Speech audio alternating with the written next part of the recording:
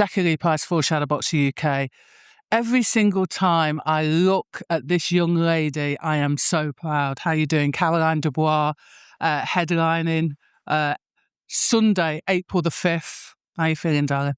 I'm feeling amazing. Can't wait. It's going to be an amazing show. I think every fight on this card is tune-in worthy. Every fight is headline worthy. You know, you got Ellie Scottney, you got Chantel Cameron, you got all these great fighters on this card, and it's an honor to be chosen to be put as a headline act. It's so beautiful to watch you blossom, right? I think that's the thing that's made me most proud, just to watch you blossom into the young woman that you've blossomed into. The confidence is the same as it was when you were 9 years of age. They don't know. I was the exact same. They don't know. Same. They don't know. I remember being 13, going downstairs and sparring the big old women.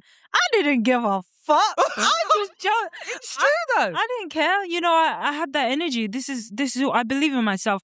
You know, I'm not the most confident person in the world when it comes outside of boxing, but when you put me in a boxing ring, when you put me in boxing environments, this is where I belong. This is where I know 100%. I back myself 100%. Do you think people actually think you're faking it, faking the confidence, arrogance, you know, overly confident? Maybe, I mean, but they don't know me. You know, you've seen it. They don't know me. They don't know what type of person I am. They don't know who I am. I remember being 11, having my first ever fight, and I laughed my way to the ring. I thought I was smiling during the fight. And that is true. I won the fight. I was smiling walking out the fight. You know, this is my energy. This is who I am. I believe in myself. I said it before. I probably am not the most amazing, confident person outside the ring, but when you put me in that boxing ring, you put me in that boxing gym, that home, that's who I am. That's where I come alive. So I know you've obviously had much more of an extensive amateur career than Terri has, and Terri seems to feel like that she's more experienced than you, but you've just touched on the fact that you were sparring and, let's be fair, bashing up women when you were a junior. Yeah, I've been doing this a long time. This isn't the first time for me. This is not my first time rodeo. I've been sparring really, really high-level fighters since I was like a little kid. Since I was 16, I used to spar elite-level women. You know, I remember sparring, I think, Natasha Jonas when I was 15. I remember sparring Sandy Ryan when I was 19 and sparring Michaela Mayer also. And all these, like, I've been in the ring with these women. I know my level. I know who I am. I know how good I am. And now, finally, I'm starting to believe it. I understand a lot of the times the difference between winning and losing comes down to belief. 100%, because let's be fair, you're both conditioned, you both work hard, you know what I'm saying? And I think that you've kind of answered what I was going to ask next, which is who's got the mental strength, you know, I think that's what it comes down to on the night, do you not think? 100%. I believe it comes down to skill. It comes down to power. It comes down to who's going to be brave. It comes down to belief. It comes down to rising to the occasion. And I know myself. I'm not going to speak for Terri. I'm not her, but I know myself. I believe I will rise to the occasion. So listen, you've been out to America, right? So how did that kind of thing come about? Because it's kind of strange to go off and train with somebody new right ahead of a fight. But what has that given you? What has that given you? It was an experience that I just couldn't say no to. It was an opportunity that I knew I had to have, you know. As an athlete, as a fighter, and as a person, I've realized that a lot of my life experiences and my first experiences have happened alongside boxing. For example, first time stepping onto a plane was when I went to the Monkstown Box Cup.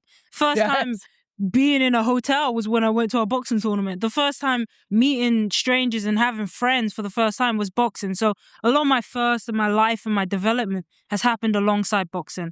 And I don't want to stop that now. I want to continue growing as a human alongside as growing as an athlete. And stepping away, going to a foreign country, going on my own. All those experiences so important because it's made me a more developed human being. And then as an athlete, you know, we were running Mount Charleston every weekend. I don't know if you guys know about Mount Charleston, but that mountain is a killer. And I was running that every weekend. I was running it alongside Regis Prograis. You're running up that mountain, you see Jaya Pataya. Like, you need to be surrounding yourself, putting yourself in those environments. And it was just an opportunity that I felt I couldn't say no to. I wanted to experience the sparring, the training, and it's made me a better athlete and, more importantly, I believe, better person for it. Do you think that Americans have got just a different mindset, or because let's be fair, British people, we are not taught to be confident. We're supposed to be quietly confident. That seems to be an American thing. Have you seen the kind of difference between being a Brit fighter and a US fighter? Definitely. I think it's a culture thing. I don't really want to get into why the reasons are, but it's definitely a culture thing, and it just personality is different, the culture is different, the training culture is different, and I think at the end of the day, I don't think it's good for someone to try and be something that they're not.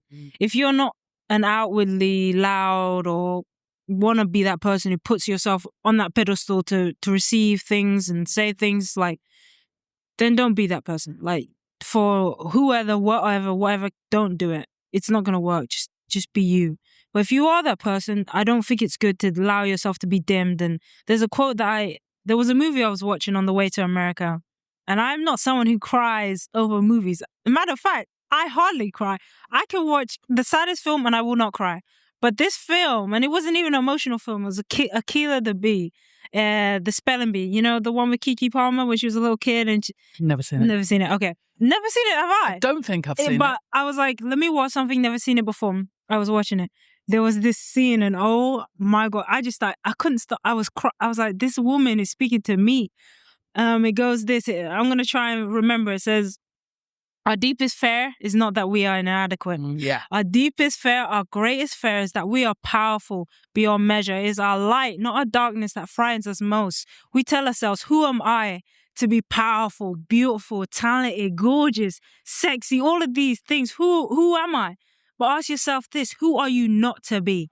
You know, us playing small does nothing to help the world. It's through our light that we shine, that we inspire others to do the same. And when I said it, when I heard that girl say that quote, I just started crying.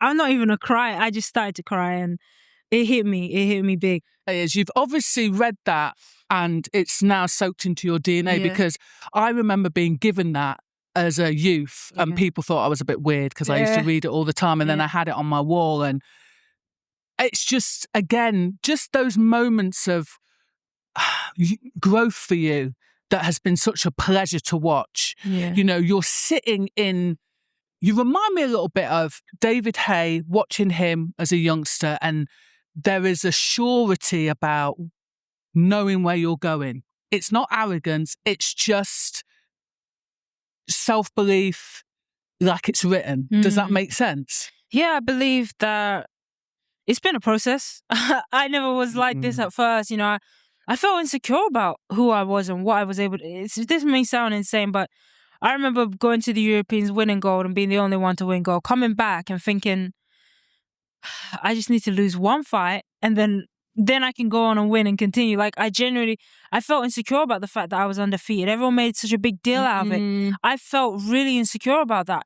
I had muscles at a young age, and I remember doing a push-up challenge with the other girls, and I slowed down and I stopped. Not because I couldn't continue, but because I felt bad that I was continuing and everyone else was struggling.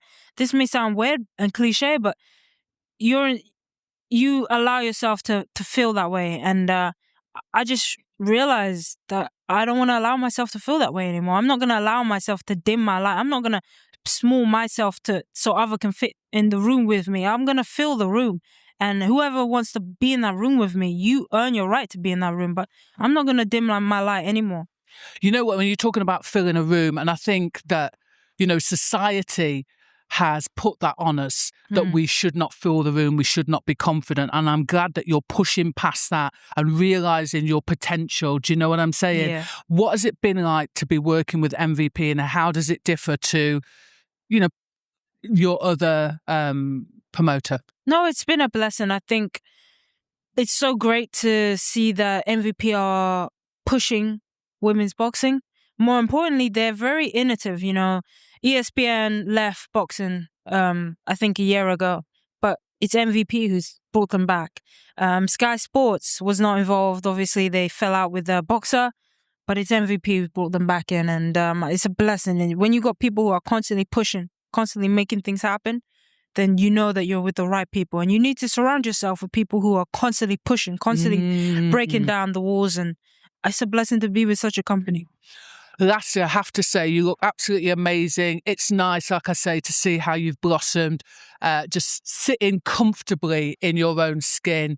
Do you feel like this is your time? Yeah, 100%. This is my time. You know, I was put here for a reason. I look at my life and I think some things that have happened, and I just think God has put me here for an absolute reason. And it's through this talent. You know, He's given me a talent. He's given me something, and not everybody has the opportunity to see what their something is, but He has given me something. I have to nurture. I have to let it blossom. I have to let it grow and see where it takes me, because I'm gonna go into the wheels fall off. Listen, God bless you, and I wish you all the luck. Thank you. On Sunday night. Thank you. Appreciate it. Thank you. You're very welcome.